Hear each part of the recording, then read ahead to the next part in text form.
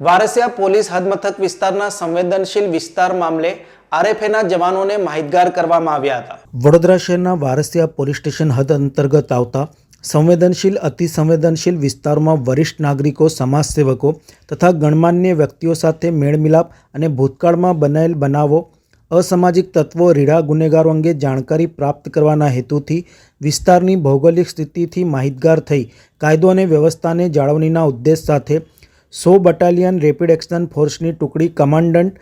રતુલદાસના આદેશ અનુસાર સહાયક કમાન્ડન્ટ સુશીલ કુમાર શર્મા નાઓના નેતૃત્વમાં ફાળવવામાં આવેલ છે, જેઓને સમગ્ર વિસ્તાર અંગે સ્થાનિક પોલીસ દ્વારા માહિતગાર કરવામાં આવ્યા હતા। SM Vasava, police inspector, Varasiya police station નાઓએ પોલીસ સ્ટેશન હદ વિસ્તારમાં આવેલ મંદિરો, મસ્જિદો, કોર્પોરેટરો, શાંતિ સમિતિના સભ્યો, સરકારી ખાનગી હોસ્પિટલો, સંવેદનશીલ અતિ સંવેદનશીલ વિસ્તારો વગેરે માહિતી પૂરી પાડી જરૂરી માર્ગદર્શન આપવામાં આવ્યું હતું।